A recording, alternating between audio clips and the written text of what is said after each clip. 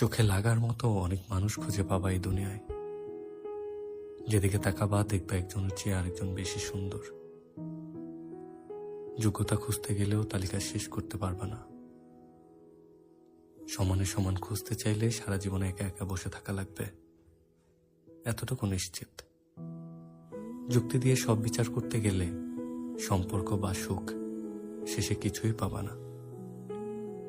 সবকিছুর বাইরে গিয়ে একটা কথা বলি, মানুষকে ভালোবাসা খুঁজতে হয় না, বরং ভালোবাসা মানুষকে খুঁজে নেয়।